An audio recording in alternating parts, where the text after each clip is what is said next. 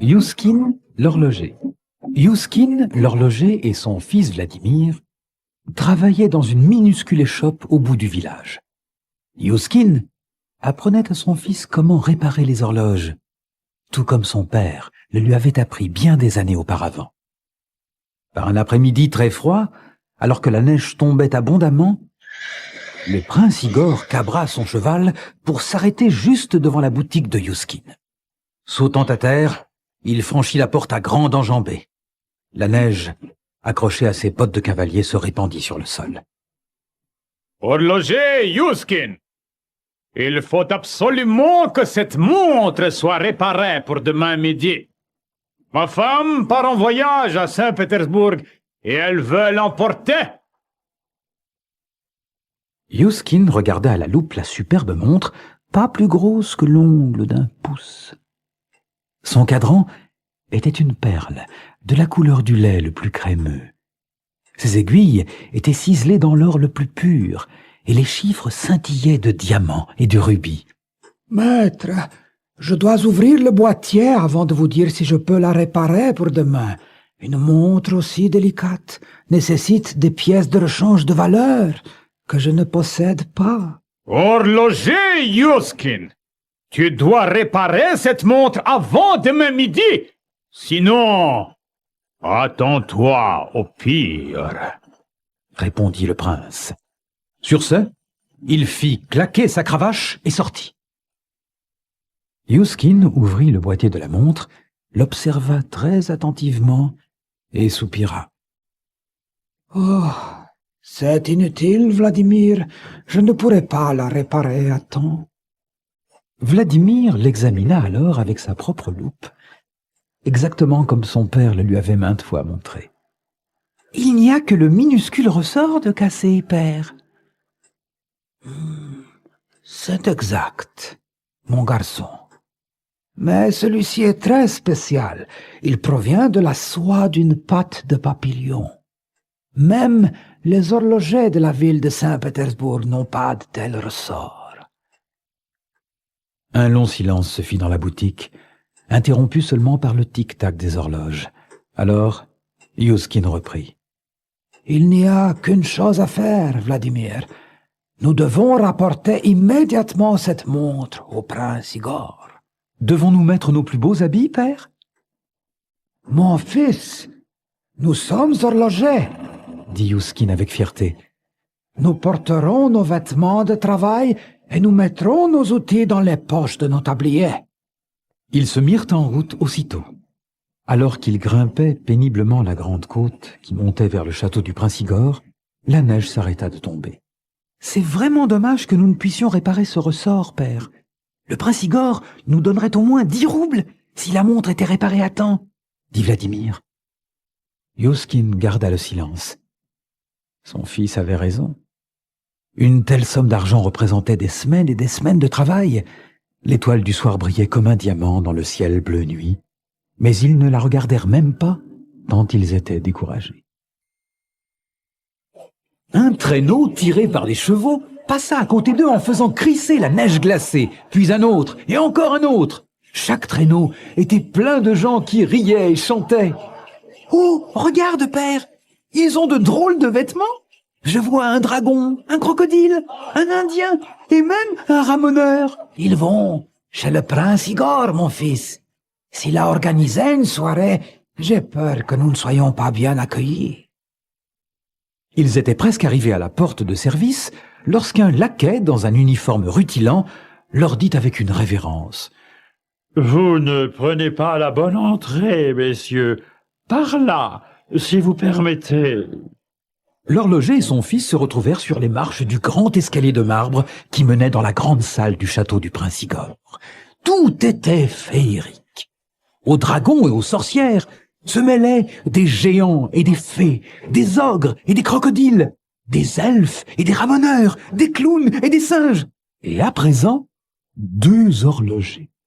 Dans la grande salle, les invités étaient en train de voter pour désigner le plus beau costume. Ils applaudirent la sorcière. Ils applaudirent plus fort le géant, et encore plus fort le dragon. Mais quand les deux horlogers firent leur apparition, les applaudissements redoublèrent d'intensité. Bravo! Bravo! Quel costume! Youskin et Vladimir gagnèrent le premier prix.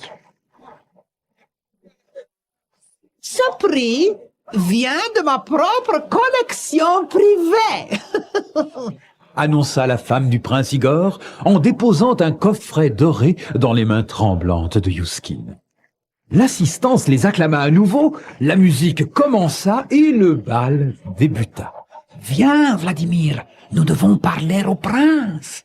chuchota Youskin, complètement abasourdi.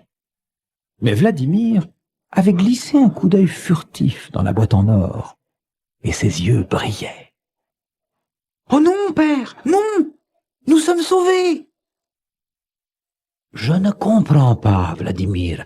Comment cette boîte en or peut-elle nous aider à réparer la montre du prince Igor ?»« Parce qu'elle est pleine de papillons, père !»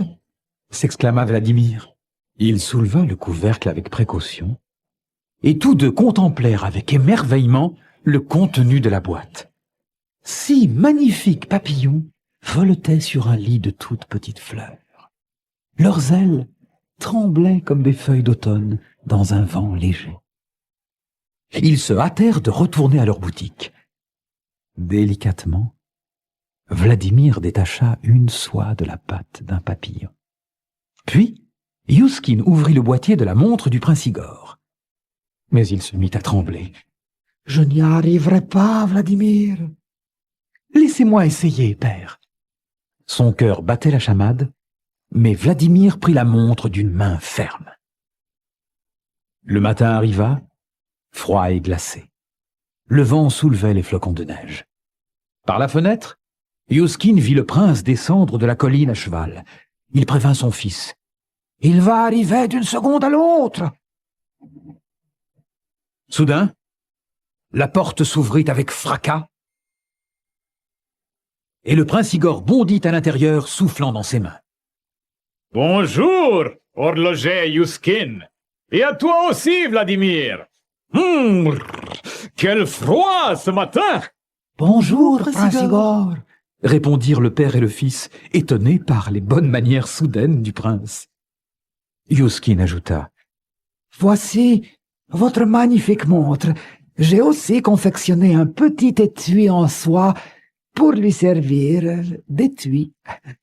Une aussi jolie montre mérite d'être protégée. » Rayonnant de satisfaction, le prince Igor remercia à plusieurs reprises l'horloger et son fils, puis posa 100 roubles sur le comptoir.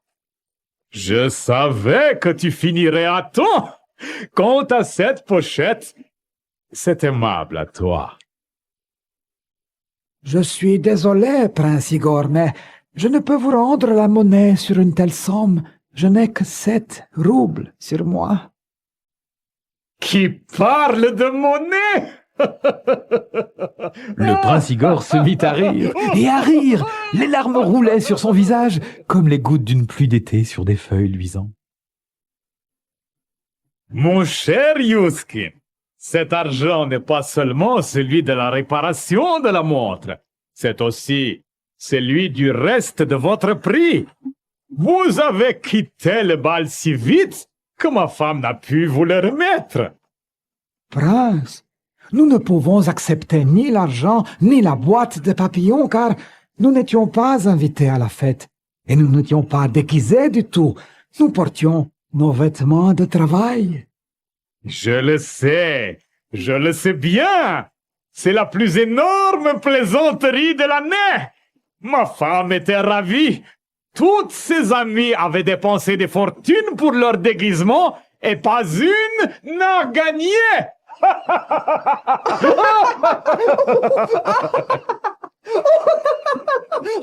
Vladimir se mit à rire lui aussi. Le pauvre Youskin jetait des regards hésitants de l'un à l'autre, ne trouvant pas ses mots. Le prince sortit de la boutique en faisant un signe d'adieu. Alors, Youskin et son fils s'étreignirent et se mirent à danser, sautant de joie et riant à la fois, tandis que les pendules du magasin carillonnaient à l'unisson.